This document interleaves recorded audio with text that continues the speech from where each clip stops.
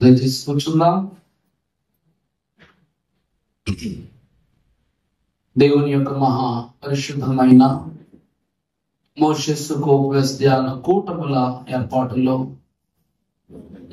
ఈ రోజుతో 12 గోత్రముల యొక్క పరిపూర్ణతను వాక్యపూర్వకముగా అనుభవంలోనికి మనం తీసుకున్న ఉన్నాం కనుక ఈ దిన వాక్యముతో పరిపూర్ణమైన ఇశ్రాయేలు సంతతి మర్మము అగోచరపడుతున్న మీరే భయభక్తులతో దేవుని యొక్క మనలను మేలును పొందుకునే భాగ్యము త్రిత్వ దేవుడి దినాన్ని మనకు దయచేయును గాక. ఆమేన్. దేవుని వాక్యమును చదువుకుందాము. పరిశుద్ధ లేఖన భాగముల నుండి ఆదికాండ గ్రంథము 49వ అధ్యాయము 27వ వచనము.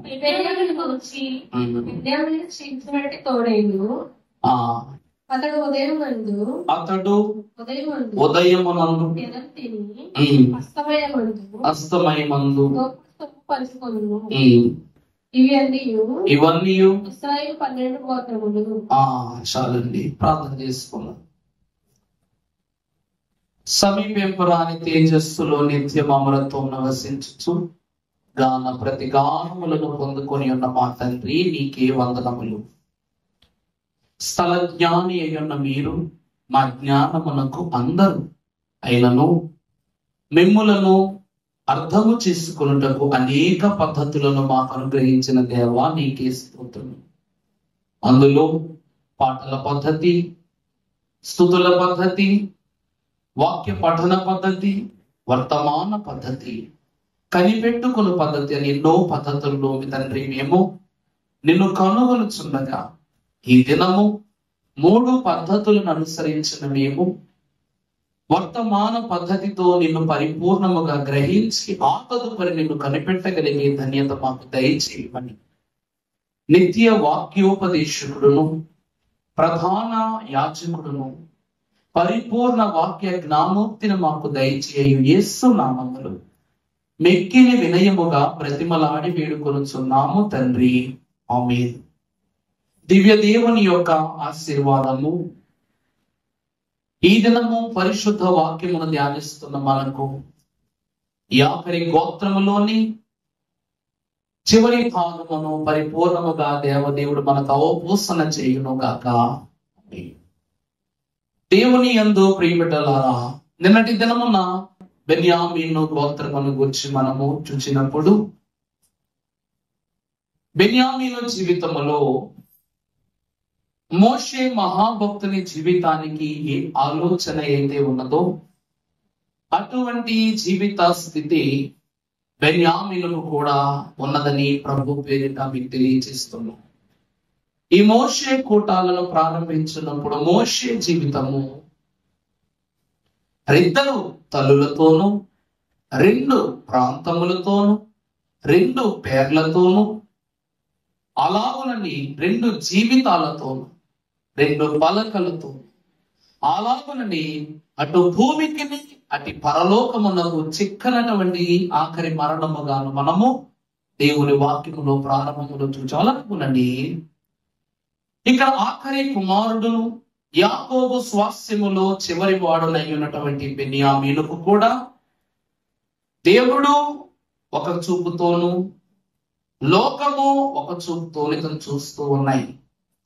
నిన్నటి దినమున దేవుని మాటను బట్టి బెన్యామీను యొక్క గొప్పతనాన్ని మనం చూచాం.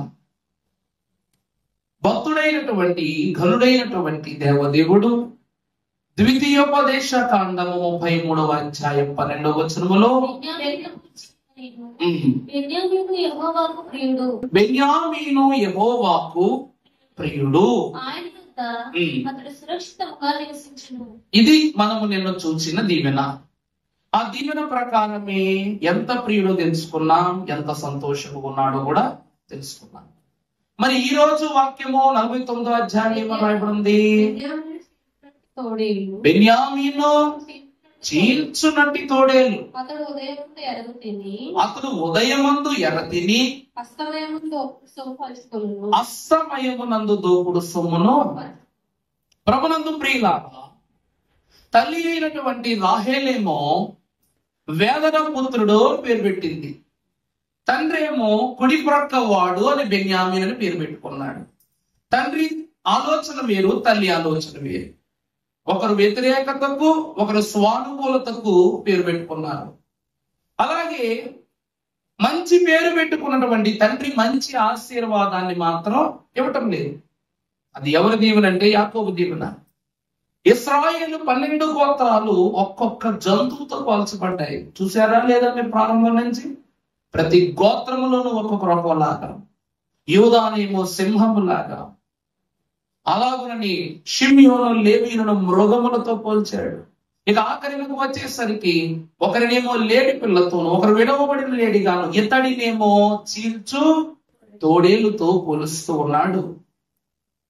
మంచి పేరును పెట్టిన తండ్రి మంచి దీవెనను ఎందుకు ఇవ్వలేదు అనేటువంటి మాటను మనము చూసినట్లయితే, ఇక్కడ బెన్యామీను అను మాటకు కుడి ప్రక్క వాడు అనేటువంటి అర్థం వస్తుంది. దేవుని ప్రియబిడ్డలారా, దేవుని వాక్యములో బెన్యామీను వారు చేసిన అద్భుత క్రియను చూచాము. నేను యెరూషలేము మందిరములకు సహకరించడం, దేవుని సైన్యాలకు సహకరించడం, దేవుడు చెప్పిన ప్రదేశాలను ఆక్రమించడం, వెనుదిరగని ఆలోచనతో దేవుని వైపు సాగటం, ఎంతో మందికి ఆహారదాతగా దానము చేయటం, ఇలా ఎన్నో క్రియలను కలిగి ఉండి పరలోక సంఖ్యలోనికి వీరు చేర్చబడ్డారు.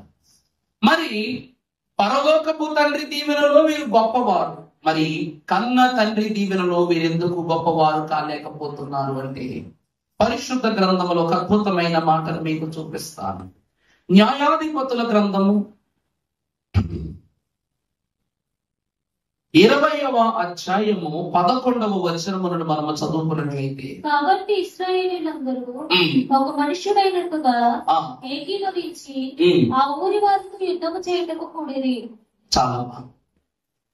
యెహోవా యందు ప్రియబిడ్డలారా, ఆ కాలమునందు మహాభక్తుడును గొప్పవాడయ్యున్నటువంటి 2వ న్యాయాధిపతిగా బెన్యామీను గోత్రము నుండి పనిచేశారు. ఆ గోత్రము తరువాత ఈ 19వ అధ్యాయము 20వ వచనాలు మనం చూస్తే, న్యాయాధిపతిగా 80 సంవత్సరాలు పనిచేసి ఇగ్లోను అనేటువంటి రాజును హతము చేసి 80 ఏళ్ల లోక పరిపాలనకు దూరముగా ఇశ్రాయేలును చేరదీసినటువంటి న్యాయాధిపతి బెన్యామీను గోత్రము వాడు. అదే న్యాయాధిపతి శ్రేష్ఠుడైనటువంటి వారు బెన్యామీను అనేటువంటి వారి గోత్రము వారి 19వ అధ్యాయానికి వచ్చేసే వారికి వ్యతిరేకతలోకి చేరిపోయారు. ఇక్కడ 11 గోత్రాలు ఒకవైపు పనిచేస్తున్నాయి, కానీ చిన్నవాడైనటువంటి బెన్యామీను మాత్రము మరొక పాత్రగా చేస్తుంది. ఇతడట లోకము వైపు వారి జీవితాన్ని వాడుకుంటూ పాపాల వైపు తిరిగిపోయి వ్యభిచారాలు చేస్తూ, అదే 20వ అధ్యాయం ప్రారంభ వచనం చదవమ్మా. దాను మొదలుకొని బెయేర్షెబా వరకును గిలాదు దేశము వరకును వారి సమాజంలో ఏక మనస్సు కలిగి మిస్పాలో యెహోవా సన్నిధిని కూడెను. చాలండి. అలాగే 19వ అధ్యాయం ప్రారంభం కూడా, ఇశ్రాయేలీయులకు రాజు లేని దినములలో లేవీయుడైనప్పుడు ఎఫ్రాయిమీయుల మన్యపు ఉత్తర భాగమున పరదేశిగా నివసించుచుండెను. అతని భార్య అతడు యూదా బెత్లెహేములో నుండి ఒక స్త్రీని తనకు ఉపపత్నిగా తెచ్చుకొనగా, ఏ స్థలం నుండి? యూదా బెత్లెహేము నుండి ఒక స్త్రీని పెళ్లి చేసుకున్నాడు. తర్వాత ఆమె ఏం చేసినట్టు విడచి ఒకరితో విభజించి యూదా బెత్లెహేములోని తన తండ్రి ఇంటికి పోయి అక్కడ 4 నెలలు ఉండెను. చాలండి. ఇక్కడ యూదయ బెత్లెహేమ యూదా ప్రధానులలో నీవెంత మాత్రమో, ఇది దేవుని యొక్క ప్రవచనము. బెత్లెహేము అనగా రొట్టెల గృహము, యూదయ దేశం అనగా దేవుని యొక్క స్వాస్థ్యము. మరటి స్వాస్థ్యమునకు ఇంటి ఇల్లాలుగా ఉన్నటువంటి, అనగా పుట్టింటి బిడ్డైనటువంటి ఒక స్త్రీ ఏం చేస్తూ ఉన్నది అంటే, వివాహము ఒకరిని, వ్యభిచారము ఒకరితో చేస్తుంది. అక్కడ మొదలైన గొడవ. అక్కడి నుండి విగ్రహారాధన విషయంలో గొడవ, పనులలో గొడవ, పంచిపెట్టుకున్నట్లో గొడవ, మాట్లాడటంలో గొడవ, ఏదైనా వివరములు తెలియజేయడాన్ని బట్టి కూడా దూరాలు ఏర్పడి ఆఖరికి ఎవరైతే అనగా అప్పుడు మనం చదువుకున్న పాఠ్య భాగం 20వ అధ్యాయం 11వ వచనంలో చూసినప్పుడు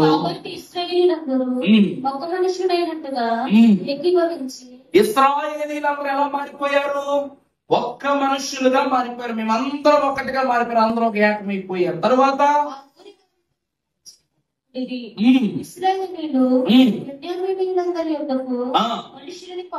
పంపి చూసారా, ఇక్కడ బెన్యామీనీలందరూ వ్యతిరేకంగా ఉన్నారు కాబట్టి ఇశ్రాయేలీయులు ఏమంటున్నారంటే మీలో జరిగిన ఈ చెడుతనం ఏంటి అని అడుగుతున్నారు. గిబియా ప్రాంతములోనున్న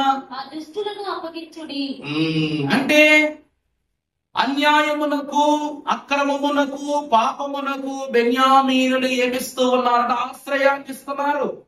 యెహోవా దృష్టికి పాపులైన వారికి ఎవరైతే ఆశ్రయం ఇస్తారో వారు కూడా ఏమై ఉన్నారు? పాపులునే అయి ఉన్నారు. దేవుని ప్రియబిడ్డలారా, వీరి యొక్క తలంపు తోడేలు తలంపు అని చెప్పటంలో ఏమాత్రం ఇక్కడ సందేహం లేదు. ఎందుకంటే తోడేలు ఏం చేస్తూ ఉంటాయి? విడనాడబడిన దానిని దగ్గరికి తీసుకుంటాయి. అంటే కొన్ని తినేసి పక్కన పడేస్తా, అత్యవసరం అనవసరం అని పడేస్తాం చూడండి, వాటిని ఏం చేస్తాయి? ఇవి తీసి తెచ్చుకుంటాయి. కుళ్ళిన వాటిని, నశించిపోయే వాటిని, హీనమైన వాటిని దగ్గర తెచ్చుకున్నట్లు ఈ బెన్యామీనీలు కూడా వెలివేయబడిన వారిని తీసుకొచ్చి వారి దగ్గర పెట్టుకుని ఆశ్రయిస్తున్నారు. మరి తండ్రి అనేటువంటి మాటలో తప్పేమైనా లేదు. దేవుని ప్రియబిడ్డలారా, పరిశుద్ధ లేఖన భాగములకు వచ్చిన వారులారా, మీకు తెలియజేస్తున్న ఒక అద్భుతమైన మాట ఏమిటంటే ఈ లోకములో కూడా ఇశ్రాయేలునకు తొలి రాజైన సౌలు కూడా బెన్యామీను గోత్రం వాడి. అతడు ఎన్నేసు తప్పు చేసేశాడో తండ్రి తప్పుగా ఏమాట అన్నారు కదా. యాకోబునకు దేవుడు ఎప్పుడైతే దర్శన ప్రాప్తాన్ని కలిగించారో 12 బిడ్డల యొక్క వంశావళి జీవితం అంతా కనబడిపోయింది, పరలోకపు సంఖ్యతో సహా. వెళ్ళబోవారు, వెళ్ళని వారు, నిలిచిపోయిన వారు, నశించిన పోయిన వారితో సహా ఏమైపోయింది? యాకోబునకు కనబడిపోయింది. దైవచనం లేని దేవదాసయ్య గారు మనకు చెప్పిన మర్మం ఏమిటి తెలుసా? బేతేలు నొద్ద నిద్రించుచున్న యాకోబునకు తలరాయిగా మారిన దేవుడు, ఆ బండ ఎవరు? క్రీస్తే. బండగా తలరాయిగా మారిన ప్రభువు ఆకాశ మేఘము మీద మెట్లను అనగా నిచ్చెనను వేసి ఎక్కి దిగుచున్న సమూహమును చూపించారన్నమాట ఎంత నిజమో, ఆ సమూహము తన సంతతి అన్నది కూడా అంతే నిజం. ఎవరండి వెళ్తుంది పరలోకానికి? దిగుతుంది ఎవరండి పరలోకం నుంచి? ఒక సైనికుడు ఉన్నాడటండి. ఆ సైనికుడు తన రాజ్యములో రాజు ఒక బలం చెప్పాడంట, నన్ను తప్ప ఇంకెవరినైనా ఈ రాజ్యంలో గొప్ప చేస్తే వారిని తీసుకురా, మరణ శిక్ష చంపేద్దాం అన్నాడట. నువ్వెంతమందిని తీసుకొస్తే నీ యొక్క ఏం చేస్తాను? ప్రైజ్ మనీ పెంచుతాను అన్నాడట, బహుమానాలు ఎక్కువ పెంచుతాను అన్నాడట. మరి ఎంతకంటే గొప్ప అవకాశం వదులుకుంటారా? ఇద్దరు ప్రతి ఒక్కరు జల్లెడ పడుతున్నారు. అప్పుడు క్రొత్త దేశం నుండి ఒకరు వచ్చి దేవుడు సువార్త ప్రకటిస్తూ ఉండగా వారిని చెరపట్టుకుని ఈ సైనికుడు తీసుకుని వెళ్ళి రాజుకు అప్పగించాడు. వారు మొత్తము 5 వచ్చారట. ఈ 5 రాజు ఎదుటి నిలువబడి, ఎవరు మీరు నన్ను గొప్ప చేయక నా రాజ్యంలో ఎవరిని గొప్ప చేస్తున్నారంటే, మేము ఈ లోకమును గొప్ప చేసిన దేవునిని గొప్ప చేసి. ప్రభు ఏమన్నారు? నన్ను గణపరచు వానిని గణపరుస్తానన్నారు. దేవుని కనపరుస్తున్నారు కాబట్టి ఈ లోకము కనపరచబడుతూ ఉందని ఆ రాజద్రం కనగాన్ని ఈ రాజ్యములో నేనే దేవుడిని, నేనే రాజుని అని అనబెట్ట. నన్ను రాజుగా దేవునిగా ఒప్పుకోకపోతే నువ్వు చంపేస్తానని చెప్పగానే మరణానికి సిద్ధపడ్డారంటే 5. అప్పుడు రాజు అన్నాడు, ఓ సైనికుడా, నీకు అప్పగించినటువంటి బహుమానం 5 నేను ఇస్తానని చెప్పాను కదా, వీళ్ళను చంపి వచ్చి బహుమానాన్ని తీసుకుని పో అన్నట్టు. అలాగనే ఈ సైనికుడు కూడా వీళ్ళందరినీ ఒక చల్లటి వాగు దగ్గరికి తీసుకుని పోయాడు. చల్లటి వాగు యొద్దకు తీసుకొని పోయి వారందరినీ గడ్డ కట్టుకుపోతున్నటువంటి ఆ చెర వంటి వాగులో వీరందరిని నిలబెట్టేశాడు. పేకలోతు నిలబెట్టాడు. తల ఒకటి బయటకు ఉంది, పేకలోతు నిలబెట్టేశాడు. మీరు కదలకూడదు, ఒకవేళ మీరు మా రాజును ఒప్పుకుంటే బయటికి రండి అని రాజు ఏమని చెప్పాడు? వారెవరైనా ఆ దేవుని వదిలేసి నన్ను ఒప్పుకుంటే తీసుకురండి, లేకపోతే వాళ్ళని ఏం చేయండి, చచ్చేంత వరకు అందులో నొచ్చుకుంటాడు అన్నమాట ప్రకారము. అంత చలిలో వారి నీటిలో ఉన్నారు. ఈ సైనికుడు అంట ఆరు బయట అనగా బయట కూర్చుని గట్టు మీద కూర్చుని మంట వేసుకున్నాడట. ఇది జల్లేస్తుంది కదా పాపం. ఇప్పుడు మంట వేసుకున్నాడు కటికి చీకట్లో. అప్పుడట ఇతడు మంట వెలుగును దాటి ఆకాశము నుండి ఏదో వెలుగు వస్తున్నట్టు వచ్చి ఒక ద్వారము తెరవబడి పరలోకములో నుంచి ఒక దూత వచ్చి ఈ చెరువులో ఉన్న ఒకడిని తీసుకుని వెళ్ళిపోయింది. అంటే ఒకడు చనిపోయాడని అర్థం. అప్పుడు వెంటనే ఒక ఆత్మను తీసుకుని వెళ్ళిపోయింది. తర్వాత మరలా అదే ఆకాశము వైపు అద్భుతాన్ని చూసిన ఇతడు మరలా తేరి చూస్తూ ఉంటే రెండవ వాడు దూత వచ్చి రెండో వాడిని తీసుకుని వెళ్ళిపోయింది. వీడు చచ్చిపోయాడు. అలా మూడో వాడు చచ్చిపోయాడు, నాలుగో వాడు చచ్చిపోయాడు. వీడి సంగతి ఆఖరి వరకు ఉండమన్నాడు కదా రాజు. మరి ఉంటున్నాడు, నిలబడి చూస్తున్నాడు. వాళ్ళు చచ్చిపోతే చెప్పమన్నాడు కానీ ఇప్పుడు అద్భుతం చెప్పాలి అక్కడికి వెళ్ళి. ఈ అద్భుతాన్ని నేను రాజుకు చెప్పాలి అని ఆశ్చర్యపడుతూ ఈ వివరాన్ని చూస్తూ ఉన్నప్పుడు దూత సగము దూరం వస్తూ ఉంది, వెనక్కి వెళ్ళిపోతుంది. సగం దూరం వస్తుంది, వెనక్కి వెళ్ళిపోతుంది. ఏమిటో అర్థము కాని ఈ సైనికుడు రేవు వైపు చూడగానే ఒకడు ముందడుగు వేస్తూ వేస్తూ గడ్డు మీదకి వచ్చేసాడట. ఇదిగో రాజా, బ్రతికున్నోడే అని చెప్పగాని నీ 4 బహుమానమును తీసుకో అని చెప్పి రాజా అన్నాడట. అప్పుడు ఈ సైనికుడు అన్నాడు, రాజా ఇప్పుడు చెప్తూ ఉన్నాను, నాకు కావలసినది నీ 4 బహుమానం కాదు, నాకు 100 బహుమానం కావాలి. అది కావాలి అన్నది నా యొక్క ఇష్టం. ఇప్పుడు చెప్తున్నాను, నువ్వు అన్నమాట ప్రకారమే ఈ 5గురిని చంపేస్తున్నాను, 5వ వాడను నేనే అని చెప్పి వీడిల్లు నుంచున్నాడంట. చనిపోయాడు. దూతొచ్చింది, తీసుకుని ప్రభునందు దేవుని ప్రియలారా, దేవుని వాక్యమునందు మనము గమనించుకుని ఉన్నట్లయితే మహాకరుడు, భక్తుడు, దేవదేవుడైనటువంటి యేసు క్రీస్తు ప్రభు వారు సృష్టికి ఒక ఉన్నతమైనటువంటి విలువను కృపాశాస్త్రం ద్వారా చూపించారు. అలాగునని దేవుడు కూడా మోషేను ఉన్న ఇశ్రాయేలీయులకి యాజకుడైన అహరోను వంశీకులు ఉన్నారు. నేనున్నానని ఏ కష్టం వచ్చినా చూసుకోవడానికి నేనున్నానని ప్రభు భరోసా ఇచ్చిన తర్వాత ఇశ్రాయేలు ప్రజలు అంటారు, మాకు రాజు కావాలి. నాకు ఏం కావాలి? రాజు కావాలి. వారు నోరు తెరిచి కనానులోకి వెళ్ళినటువంటి తర్వాత అడిగిన మొట్టమొదటి ప్రశ్న ఏమిటంటే, మాకు ఒక రాజు ఏర్పాటు చేయబడాలని అడగగానే ఆ కాలమునందు దేవదేవుడు సముచించి ఆలోచించి సమూయేలు మహాభక్తుని కాలములో సౌలు అనగా సమూయేలు గొప్పతనాన్ని తెలుసుకోవటానికి సౌలు తండ్రి ఆ దారి గుండా వెళ్ళతంటే ఇక్కడ సమూయేలులో గొప్ప ప్రవక్త ఉన్నాడు, ఆయన ఒకసారి కలుద్దామని చెప్పి కొడుకుని తీసుకొచ్చాడు. ఇక్కడ సౌలుకి ఇంట్రెస్ట్ ఏం లేదు సమూయేలుని చూడాలని. అలా తీసుకొచ్చినటువంటి సౌలును సమూయేలు చూచి అతని చెయ్యి పట్టుకుని గుడారంలోనికి తీసుకుని వెళ్లి తైలముతో అభిషేకము చేసి ఇశ్రాయేలునకు రాజుగా ప్రకటన చేశారు.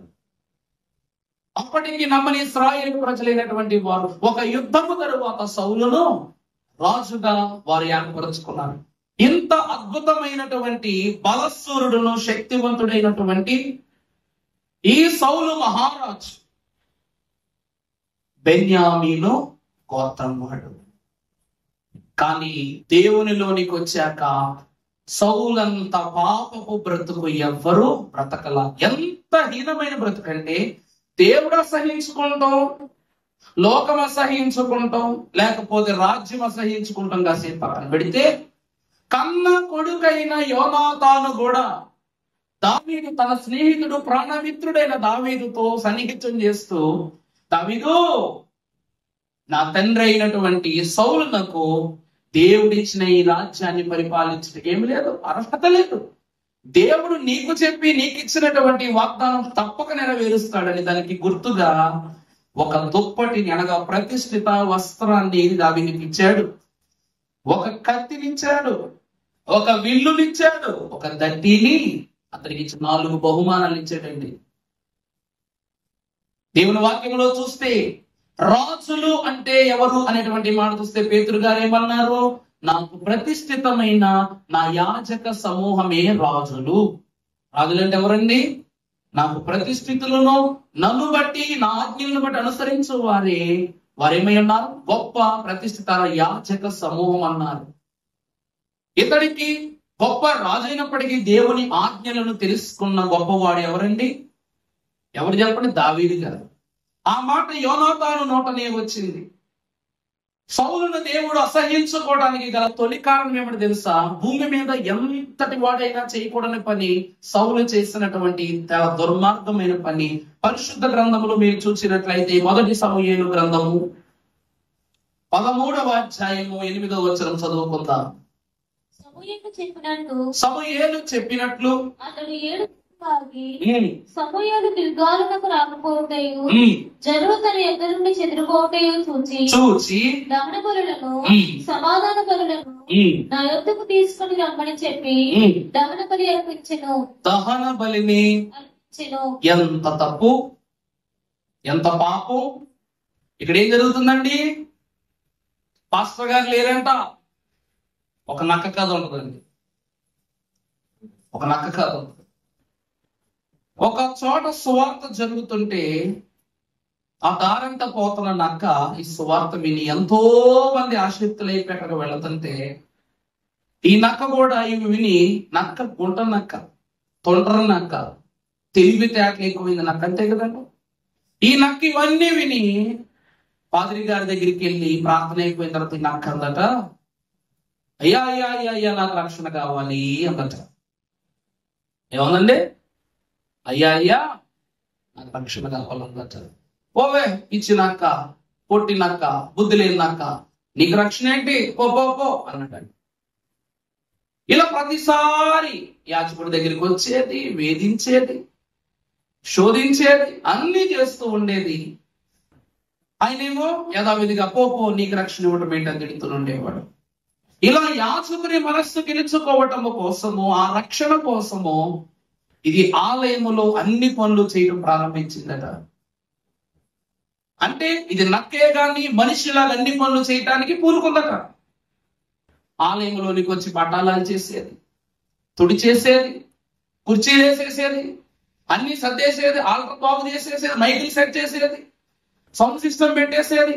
యాజకుడు సంఘం ఇంకెవ్వరు రావక్కర్లా, ఈ నక్క ఒకటి వచ్చి ఏం చేసేది? అన్ని చేసేసేది. సంఘం వచ్చి కూర్చునేవారు, యాజకుడు వచ్చి బోధించేసేవాడు.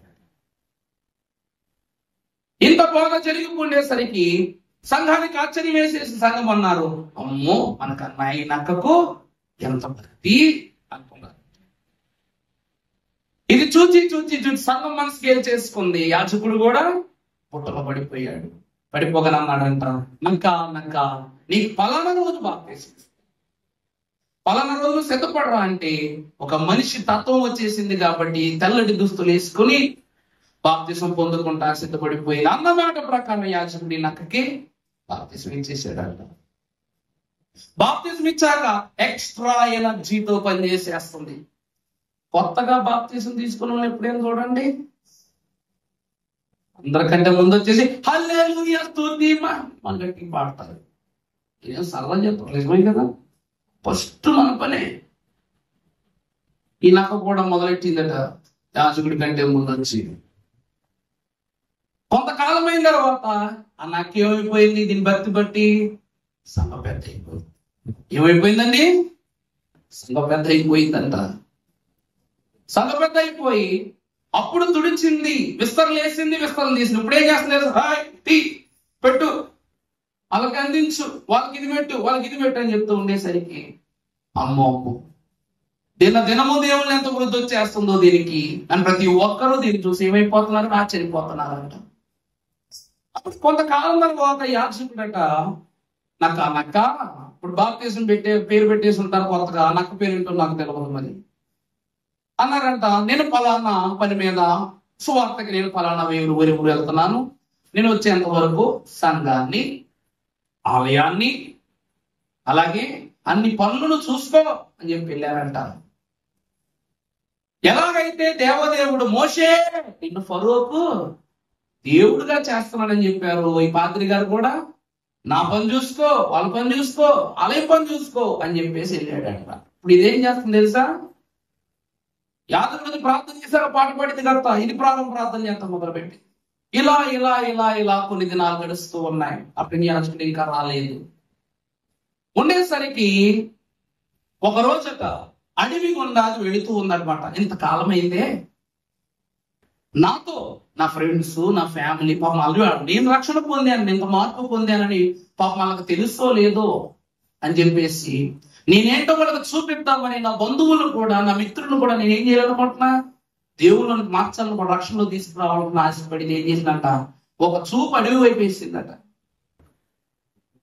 వేసి వెళ్ళేసరికి అటువైపు వెళ్ళి దాని యొక్క మార్గము కూడా నడుస్తూ ఉంటే అక్కడ ఒక అద్భుతమైన సువాసన వచ్చిందట. అక్కడ ఒక అద్భుతమైన సువాసన వచ్చిందట. వచ్చినటువంటి నక్క వెంటనే ఏముందో చూద్దామని వెళ్ళి ఆ పొదలను ప్రక్కకు తీసి చూసేసరికి అక్కడ కుళ్ళిపోయిన శవం ఉందట. అది దానికి సువాసన, మనకు దుర్వాసన. ఎందుకు తెలుసా? నక్కలు కుళ్ళేది ఏదంటే కాదు, నక్కలు ఏంటంటే అండి కుళ్ళిపోయింది ఏదంటే. అప్పుడు నేను మారిపోయాను, నేను మారిపోయాను, నేను ఇంక ఇలాంటివి తినను అని ఫిక్స్ అయిపోయి అడుగేస్తుంది. ఈ వాసనేమో రమ్మంటుంది, ఇది వద్దనుకుంటుంది, వాసనేమో రమ్మంటుంది. అటు ఇటు చూసిందంట, ఎవరు లేరు. ఏంటండి? అటు ఇటు చూసిందంట, ఎవరు లేరు.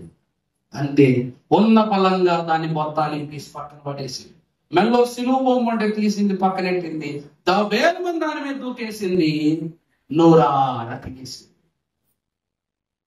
ఏం చేసిందండి? కడుపారా తినేసింది కదా. తినేసి లేచి అక్కడ ఆకులు ఉంటే అవి తీసుకుని దబ్బ మన మూత తుడుచుకొని మళ్ళా దాని బట్టలు వేసుకొని సిలువ మెడలు వేసుకుని దాని పనులకు వెళ్ళిపోయింది. ఇక్కడ ఈ కథ బట్టి మీకు ఏమర్థమైందంటే, మహాభక్తుడైన సమూయేలు సౌలుతో నేను పలానా ప్రాంతానికి వెళతాను, నేను ఎన్ని రోజుల్లో వస్తాను? 8 రోజుల్లో వస్తాను రాస్తుంది అక్కడ. చదువమ్మా, మాట చదువమ్మా. సమూయేలు చెప్పినట్లు 7 దినములాగి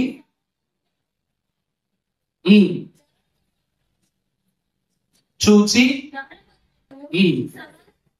దహన బలులను సమాధాన బలులను ఈ నక్కలాగా ఈ సమూయేలు యొక్క ఆజ్ఞను కూడా విడిచిపెట్టి యాజకుడైనటువంటి, ప్రధానుడైనటువంటి, ప్రవక్త అయినటువంటి సమూయేలు గారు ఏమని చెప్పారంటే, నేను 7 రోజుల్లో వస్తాను, ఆ తరువాత దేవునికి బలి అర్పణ కార్యక్రమం జరిగిద్దామని చెప్పేసి వెళ్ళాడు. 7 రోజులు అయిపోయింది, 8 రోజులు వచ్చేసి ఇంకా సమూయేలు రావట్లేదని చెప్పి సమూయేలు పనిని కూడా ఎవరు చేసేస్తున్నారు? సౌలు చేసేస్తున్నారు. రాజ్యం ఇచ్చి, భోజ్యం ఇచ్చి, ఘనత ఇచ్చి, గొప్పతనాన్ని ఇచ్చినటువంటి దేవుని ఆజ్ఞను మీరి ప్రవక్త చేయాల్సిన పనిని మీరి ఏం చేశాడు? ఇతను తప్పు చేశాడు. 15వ వచనంలో ఏమని రాయబడింది అక్కడ? సమూయేలు లేచి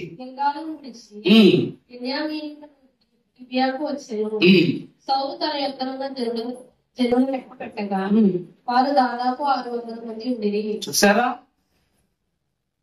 అలాగే 10వ వచనం చదువమ్మా. అతను దహన బలి అర్పించి చాలించిన వెంటనే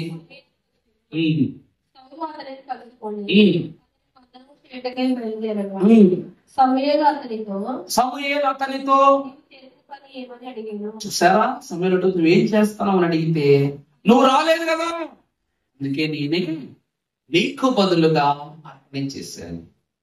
ఎంతటి తప్పండి ఇది. ఈరోజు కొంతమంది పాత్రలు ఏం చేసేస్తున్నారంటే, దేవుడు చేసే పనులు కూడా ఆన్లైన్ చేసేస్తున్నారు. అంటే పంచ అక్కడ అనమాట పడిపోగలుగుతుంది. నేను రీసెంట్ గా వీడియో చూస్తుంటారు, పాపకి పాపం చికెన్ గునియా అట, కాడు పడిపోయి ఆ పిల్లలను బలవంతం వీడియోలో ఏమని చెప్పాడు, పరిగెత్తు అన్నాడు. ఇప్పుడు ఎలాగ ఉందంటే, అందరి ముందు బాగానే ఉందని చెప్పింది, ఇంటికెళ్ళి ఏం చేసింది తెలుసా? Police case. అంటే ఈ పాత్ర ఏం చేశాడు? నన్ను బలవంతాలు పరిగెత్తించాడు. అనారోగ్య పరిస్థితి చూడకుండా, నేను పరిగెత్తగలనా లేదనుకుంటా చూడకుండా ఈ బాధ నన్ను ఏం చేశాడు, బలవంతంగా పరిగెత్తి పోలీస్ కేసు పెట్టింది. దేవుడు ఏమంటున్నాడంటే, మీరు నా యాజక సమూహం. అహరోనుకు తెలియదా? రోజు దేవుడి దగ్గరికి వెళ్ళి వచ్చి అందరికంటే పవిత్రుడు, పరిశుద్ధుడు, చిన్న తప్పు చేసినా చచ్చిపోయేవాడు, అంతటి పరిశుద్ధుడే, ఎవరి మీద చేయి పెట్టలేదు, ఎవరికి స్వస్థతలు చేయలేదు. మరి ఈ రోజు ఏమిటో, నిలబడిన ప్రతి ఒక్కరూ స్వస్థత చేసేయడం రెడీ అయిపోతారు. మరి మన దేవదాసయ్య గారు కూడా, అయ్యా నాకు స్వస్థత చేయమంటే నువ్వు నమ్మితేనే స్వస్థత, లేకపోతే నేను కూడా ఏం చేయలేను. మరి ఆ లెక్కలో నాకు అయ్యగారు కాళ్ళు ఇచ్చారు, నాకు అయ్యగారు చెవులు ఇచ్చారు, నాకు అయ్యగారు కొమ్ములు ఇచ్చారు, మరి 2 పూటలు పెట్టుకుందాం మనం కూడా. దేవుని ప్రియబిడ్డలారా, పేతురు సైతము ఎవరిని తనంతట తాను తాకి స్వస్థతనివ్వలేదు ఇప్పటి వరకు. అతడు వస్తుంటే అతడి నీడ తగిలి మాత్రమే స్వస్థత పొందరు. ఎందుకంటే నేనెవడను ఇవన్నీ చేయటానికి. దేవుడు ఒకవేళ నా ద్వారానే అద్భుతాలు చేయాలని ఆశపడితే దాన్ని నేను మార్చలేను, ఎవరు మార్చలేదు. దాన్ని ధిక్కరించి నేను చేస్తే ఎంతటి పాపము. సౌలు తన యొక్క తలంపును, ఎందుకంటే ప్రియులారా, సౌలు బుద్ధి, బెన్యామీనుల బుద్ధి, తన తండ్రి ఏమంటాడో తోడేలు బుద్ధి. ఏమిటండి? తోడేలు బుద్ధి. కపట నాటకోపాయములను వారు కమ్ముకొని వారిని తప్పులు చేస్తున్నారు. సౌలు ఒక్క తప్పే చేశాడా? సౌలు కాలములో వారు అమితముగా యుద్ధం చేసిన ఎవరితో? ఫిలిష్తీయులతోనే. ఈ ఫిలిష్తీయులు యుద్ధం జరిగినప్పుడు మనం వాక్యములో చూసినట్లయితే పరిశుద్ధ గ్రంథములో నుండి 15వ అధ్యాయము, సమూయేలు గ్రంథము మొదటి సమూయేలు గ్రంథం 15వ అధ్యాయం.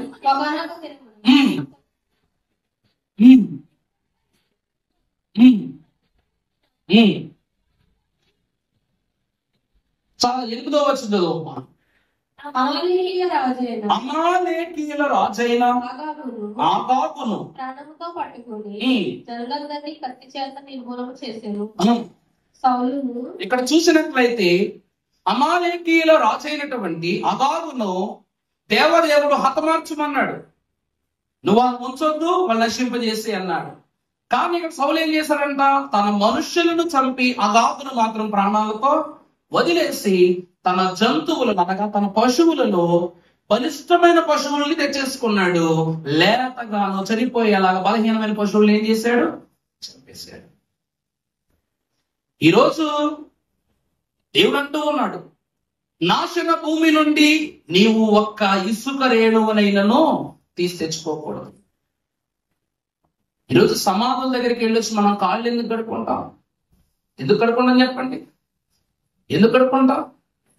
నేను ప్రత్యేకంగా ఎవరు సమాధానం చెప్పక్కర్లా, మనసుకు తెలుసు. అలాగనే దేవదేవుడైన యెహోవా కూడా అమాలేకీయుల రాజ్యమును, ఫిలిష్తీయుల రాజ్యమును నాశన భూమిగా నుంచి చూపిస్తున్నాను. అక్కడి నుంచి ఏం తెచ్చుకోకూడదంటే సమూయేలు దగ్గరకు వచ్చి, ఇదిగో నేను వారిని చంపాను, ఇదిగో నేను వారిని గెలిచాను అని దానికి గుర్తుగా వారి పశువులను, వారి ధాన్యాదులను, వారి ధనాలను చూపించి గొప్పోడు అనిపించుకుంటున్నాడు. ఎంత ఘోరమండిది!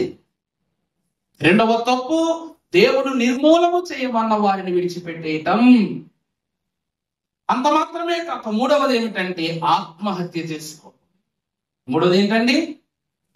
3వది ఏమిటమ్మా? ఆత్మహత్య చేసుకోవడం. పరిశుద్ధ గ్రంథంలో మనం చూసినట్లయితే 31వ అధ్యాయము సమూయేలు గ్రంథము, మొదటి సమూయేలు గ్రంథము 4వ వచనం.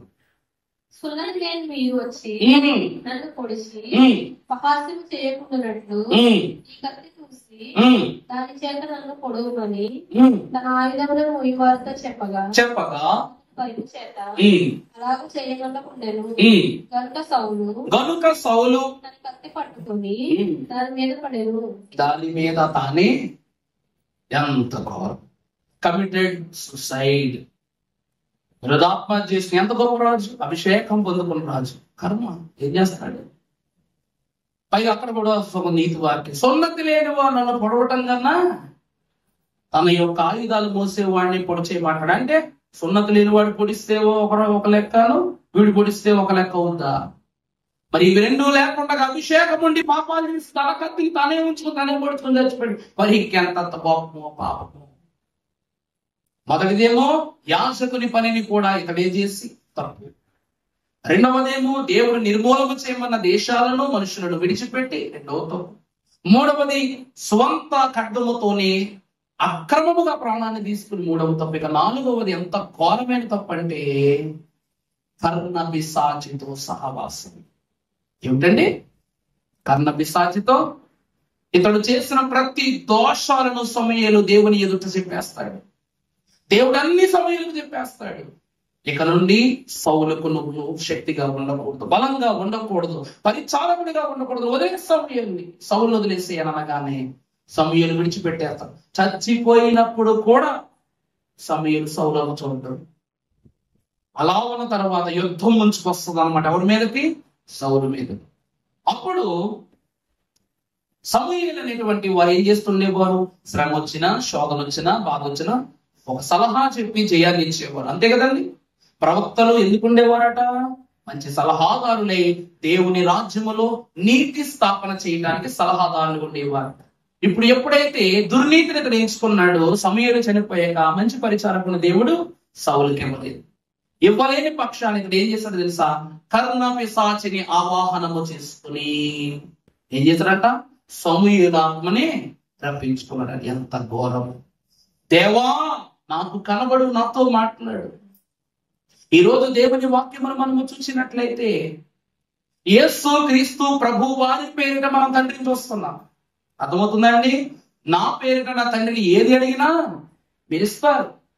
దేవుని చేత అభిషేకం పొంది, దేవుని ద్వారా జయాలు పొంది, దేవుని ద్వారా రాజ్యాన్ని పొంది, దేవుని రాజ్యాన్ని పొందుకొని దేవుని మీద ఆధారపడకుండా ఎవరి మీద ఆధారపడుతున్నాడమ్మా? కర్ణపిశాచి మీద ఆధారపడుతున్నాడు. ఒక బెన్యామీయుడు, ఒక ఇశ్రాయేలీయుడు లోక పాపమునకు ఒడిగట్టిన కర్ణపిశాచితో సహవాసం చేయటువంటి దేవుడు ఇతన్ని వదిలేయటం కరెక్టా కాదా? 100కి 100 పాళ్ళు. ఎందుకంటే ఈ బుద్ధి ఏ బుద్ధి? తోడేలు చీల్చుతూ ఉండేటువంటి బుద్ధి అంటున్నాడు దేవుడు. మరి అయ్యగారు ఇన్ని పాపాలు చేసేసారు కదా, మరి ఎందు మరి అలాంటి వారిని దేవుడు ఎందుకండి పరలోకం దగ్గర రానిచ్చాడు? నా ప్రియ స్నేహితుడు, సన్నిహితుడు, బిడ్డ ప్రభు చెబుతున్నాడు. ఏమిటండి ఈ విడ్డూరం? ఎన్ని పాపాలు! తండ్రి అయిన యాకోబునకు కాదు, దేవునికే విరుద్ధంగా చేసేసారు కదా. మరి ప్రధానములను ప్రారంభంలోనే వ్యభిచరించినటువంటి ఆ అన్య సమూహమునకేమో ఆశ్రయం ఇచ్చి తప్పు చేశారు బెన్యామీను. రెండవదిగా సంతతి వాడైన రాజు అయినటువంటి సౌలు కూడా తన జీవితం అంతా పాపంతోనే బ్రతికారు. మరి ఇలాంటి వాళ్ళకి దేవుడు ఎందుకండి ఎంత దూరం పెట్టకుండా దగ్గరికి తీసుకుంటున్నాడంటే, దేవుని ప్రియబిడ్డలారా, ఎక్కడ పాపము ప్రారంభమైందో అక్కడే పరిశుద్ధత కూడా ప్రారంభమైంది. దేవుని వాక్యములో మీరు చూసినట్లయితే పరిశుద్ధ గ్రంథములో ఇశ్రాయేలు తొలి రాజు అయినటువంటి సౌలు బెన్యామీనుడే, అలాగే అపోస్తులుడైన పౌలు కూడా బెన్యామీను వాడే. క్రొత్త నిబంధన యొక్క చారిత్రక స్థితిని మార్చిన అపోస్తులుడైన పౌలు కూడా బెన్యామీను గోత్రం వాడే. పరిశుద్ధ గ్రంథములో ఫిలిప్పీలకు రాసిన పత్రిక 3వ అధ్యాయము 3వ వచనం చదువుకున్నట్లయితే, ఎందుకు అనగా శరీరమును అమ్మా ఇద్దరు గొడవెట్టుకోండి, ఇద్దరు ఒకరే గెలవండి. నాకు వాక్యం ఎందుకనగా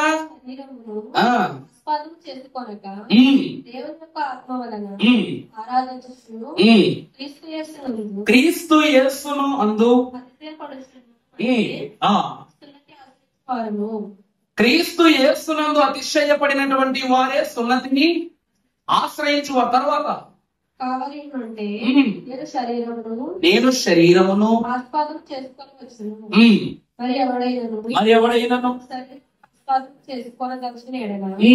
నేను మరి ఎక్కువగా చేసుకోవచ్చును. 8వ దినమున సున్నతి పొందితిని. ఏంటి మీద దినమున? ఇశ్రాయేలు వంశీయుడైన బెన్యామీను గోత్రములో పుట్టి హెబ్రీయుల సంతానమైన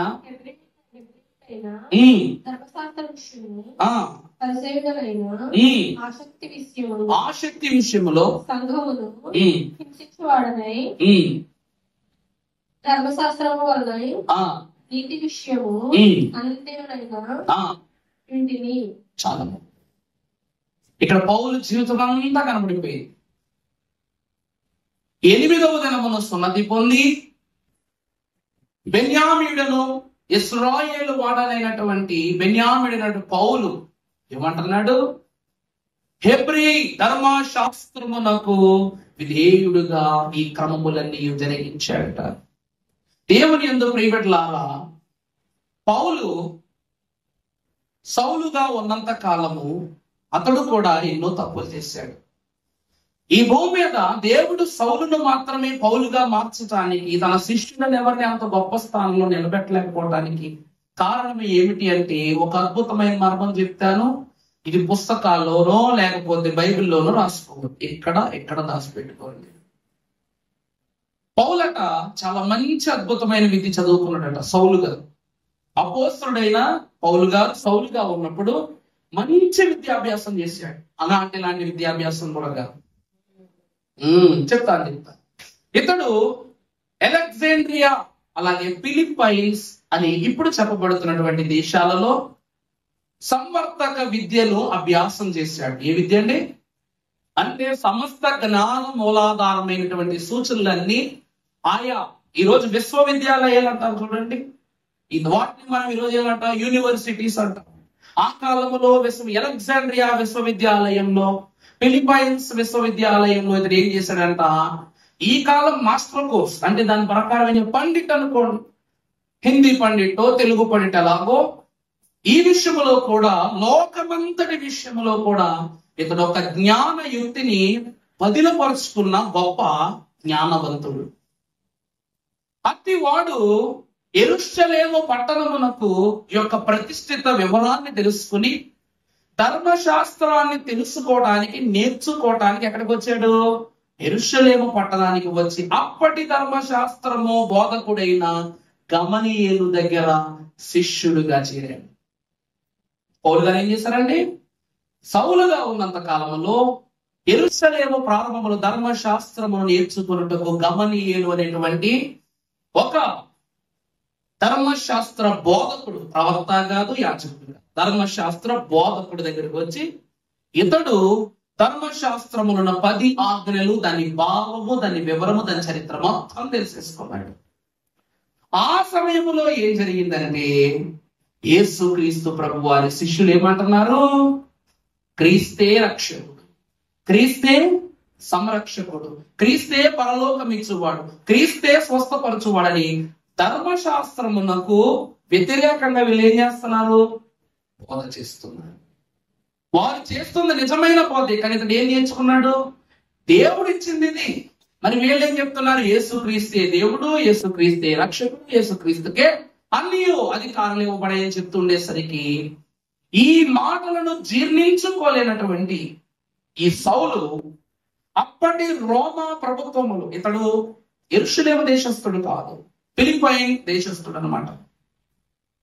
ఆ దేశస్థుడికి ఈరోజు మనం చూడండి, ఇక్కడ నుంచి అమెరికా వెళ్తాం. అమెరికాలో స్థిరంగా ఉండిపోవాలంటే మనం గ్రీన్ కార్డ్ అప్లై చేసుకుంటాం.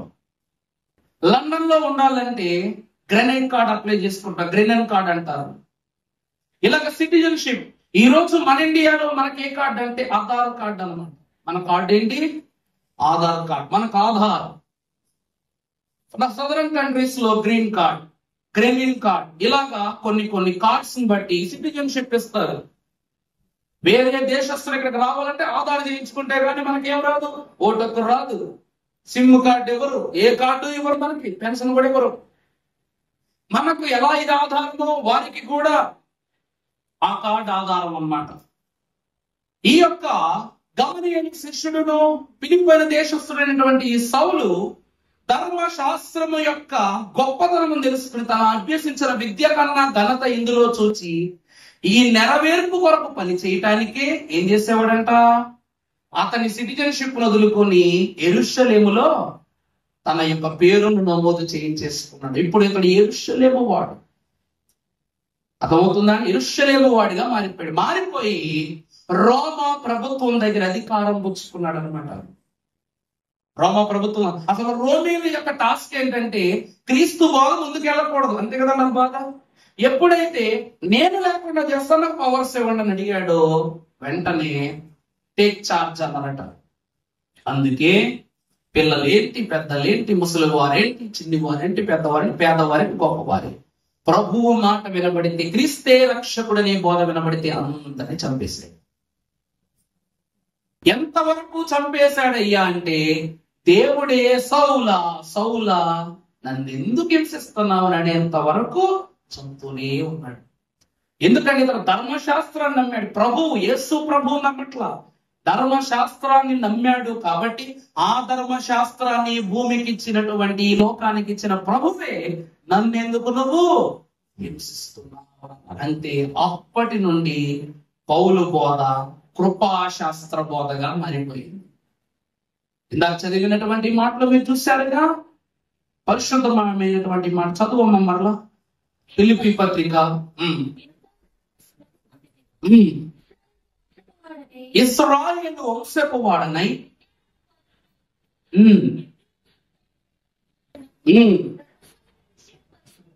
చూడండి, ధర్మశాస్త్ర విషయంలో ఇతను ఎలా పనిచేశాడు? పరిసయ్యుడిగా పనిచేశాడు. పరిసయ్యుడు అంటే ఎవరు? దానిని మాత్రమే నమ్మేవారు. శాస్త్రులు పరిసయ్యులు దేన్ని బోధించేవారు? ధర్మశాస్త్రాన్ని బోధించేవారు, దాన్ని నమ్మేవారు. అందుకే కదా ప్రభు వేరే బోధ చేసేసరికి వాళ్ళు ఏమంటున్నారు? కుష్ఠరోగిని ముట్టుకోవడం ధర్మశాస్త్ర ప్రకారం విరుద్ధం. నువ్వు ఎందుకు ముట్టుకున్నావు? దేవాలయాన్ని కూర్స్తానంటావా? వీళ్ళ మాటకి విరుద్ధం అన్నారా లేదా? ధర్మశాస్త్రం విషయం పరిసయ్యుడు ప్రతిపక్షవాదిగా ఉన్నాడు. తర్వాత ఆ శక్తి విషయములో చూసారా? రెండవది ఏమిటంట? ధర్మశాస్త్రం వల్ల ఇదే నాకు, ఈ మాటలే నాకు విలువైనమని అతను ఆశక్తి పొంది సంఘాన్ని చంపడానికి కూడా వెనకాడ. మూడవది, ధర్మశాస్త్రము వలని నీతి విషయము అనింద్యుడనై ఉంటాడు. ఇప్పుడు ఇతను అనుకుంటున్నటువంటి మాట ఏమిటంటే, నేను ధర్మశాస్త్రాన్ని నెరవేరుస్తున్నాను అనుకుంటున్నాడు. ఎందుకంటే ధర్మశాస్త్రము వల్ల కూడా మోషే తర్వాత దేవదేవుడు ఆ ధర్మశాస్త్రం అందాక కనాను జైలులో ఎంతమంది చనిపోయారు? వేలాది మందిని హతమార్చాడు దేవుడు. అంటే ఈ ఆజ్ఞలను గైకొన్న వారు అలా చనిపోయారు. అలాగే ఈ రోజు నెరవేర్చబడని వారు కూడా ఏమవ్వాలి?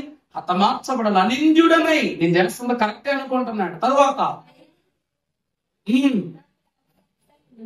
అయినా ఏవేవి నాకు లాభకరమైనవి కావును నాటికి క్రీస్తు నిమిత్తము నష్టముగా. చూసారా, ఇవన్నీ అతనికి ఏం కలిగించాయి? చివరికి నాకు ఇవన్నీ నష్టమే కలిగించని. దేవుడు ఏమంటున్నాడు? నన్ను ఎందుకు హింసిస్తున్నావు? నువ్వు నెరవేరుస్తున్నావు అనుకుంటున్నావు కానీ నన్ను శోధిస్తున్నావు. నువ్వు తప్పు చేయగలను అనుకుంటున్నావు కానీ ఎన్నో తప్పులు చేసేసావు. తర్వాత చదువమ్మా. నిశ్చయముగా నా ప్రభువైన యేసు క్రీస్తును గురించి ఇప్పుడు దేవుని వాక్యాన్ని బట్టి మనం చదువుకుంటే మన దైవజనులు రాశారు, తెలివిని కలిగించు, నన్ను దివ్యగా వెలిగించు, నేను కలిగిన భాగ్యాలన్నిటిని నువ్వేం చేయి, నా కంటికి చూపించు. ఇప్పుడు జరిగినటువంటి నిజమైనటువంటి విశ్వాసం ప్రభునందు దేవుని ప్రేమికులను, ఆ కాలంలో పౌలు కాలం ఉన్నట ఒక కళ్ళు లేనటువంటి వాడు స్వస్థత కోసం యాజకుడి దగ్గరికి వస్తే అతని కంటి పొరల మధ్య దాగి ఉన్నటువంటి పొరలను అతడు తీసివేయగా అతని కళ్ళు అగుపడేది. అలాగా ధర్మశాస్త్రం అనేటువంటి పొరలతో నా కళ్ళు ఏమైపోయినాయి? కప్పబడిపోయింది. క్రీస్తు అనే హస్తము నా మీద తోచి నా పొరలన్నిటిని ఏం చేసింది?